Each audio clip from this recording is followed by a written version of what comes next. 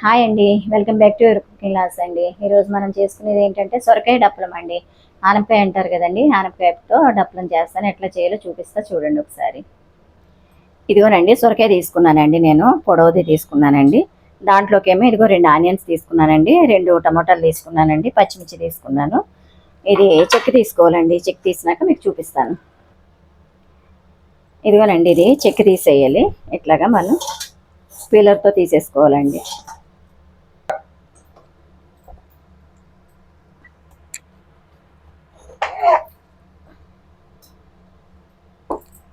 సొరకాయ పెద్దగా కట్ చేయాలండి, ముక్కలు చిన్నగా కట్ చేయకూడదు. ఇట్లాగా కొంచెం పెద్ద ముక్కలు కట్ చేసుకోవాలండి.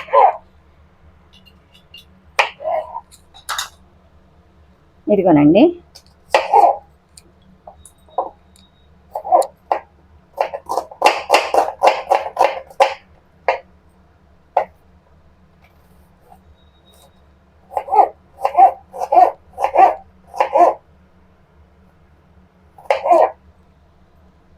టమాటా తీసుకున్నానండి 2.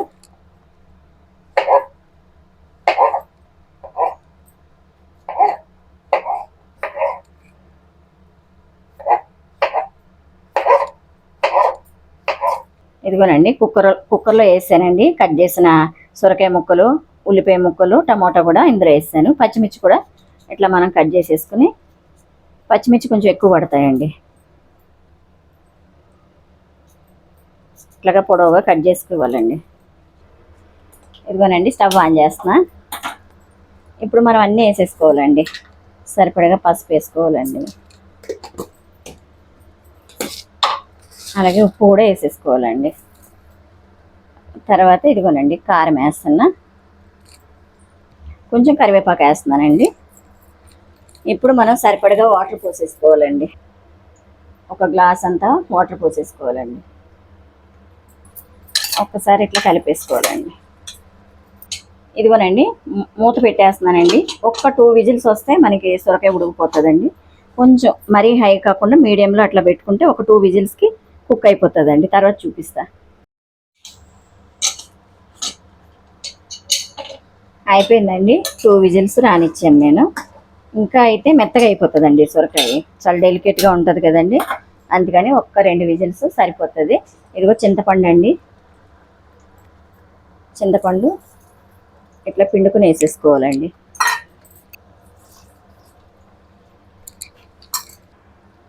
ఇదిగోనండి ఇది బెల్లం అండి, కొంచెం బెల్లం వేస్తే చాలా బాగుంటుందండి.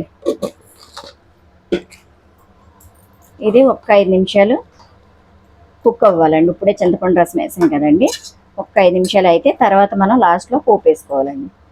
ఇదిగోనండి కొంచెం కొత్తిమీర వేస్తున్నా. ఇప్పుడు ఇంకా మనం తాలింపు వేసేసుకోవచ్చండి. నేను పక్క పొయ్యి మీద పెడుతున్నానండి, గిన్నె పెట్టాను. ఇదిగోనండి ఆయిల్ పోస్తున్నా. కర్రీకి సరిపడా ఆయిల్ అండి, ఎందుకంటే ఫస్ట్ మనం అన్నీ కూడా కలిపి పెట్టేసుకున్నాం కదండి. సొరకాయ ముక్కల్లో ఆనియన్ టమాటా అన్నీ వేసేసి ఉప్పు కారం వేసి మనం కలిపి పెట్టుకున్నాం కదా. ఇంతవరకు ఆయిల్ పోయలేదు కదండి, ఆయిల్ పోసా. కొంచెం శనగపప్పు వేస్తున్నానండి, కొద్దిగా మినపప్పు, ఆవాలండి,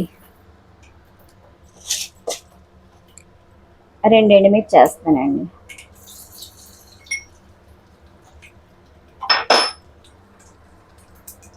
ఇది వెల్లుల్లి జీలకర్ర అండి, ఇట్లా కొట్టేసుకుంటే మంచి స్మెల్ వస్తుందండి, కర్రీకి బాగుంటుంది. వెల్లుల్లి టేస్ట్ అన్నది కర్రీకి చాలా బాగుంటుందండి. ఈ పోపు బాగా వేగాలండి. ఇదిగోనండి కరివేపాకు వేసేస్తున్నా.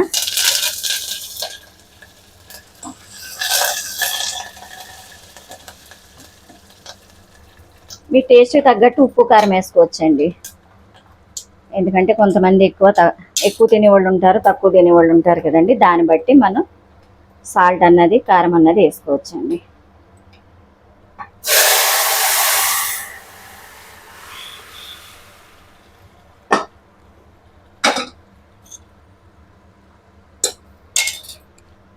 వేసేసినాక తర్వాత ఇది వేడి కంటే చల్లారినాక చాలా బాగుంటుందండి. మనం ఫిష్ కర్రీ ఎట్లాగో చల్లారితే ఎట్లాగా టేస్ట్గా ఉంటుందో ఇది కూడా అంతేనండి. సొరకాయ కూడా ఇంతేనండి, కంప్లీట్ అయిపోయింది. సొరకాయతో డప్పలం అండి, చాలా బాగుంటుందండి. దీంట్లో ఎందుకంటే కొంచెం బెల్లం వేసుకున్నాం, పులుపు వేసుకున్నాం కదండి, చాలా బాగుంటుంది. చల్లారినాక కూడా బాగుంటుంది, వేడిగా ఉన్నప్పుడు కూడా బాగుంటుంది, చల్లారినాక కూడా చాలా బాగుంటుందండి. మీరు కూడా ఇంట్లో చేసుకుని తిని నాకు లైక్ చేయండి, షేర్ చేయండి, సబ్స్క్రైబ్ చేసుకోవటం మర్చిపోకండి. థ్యాంక్ యూ అండి.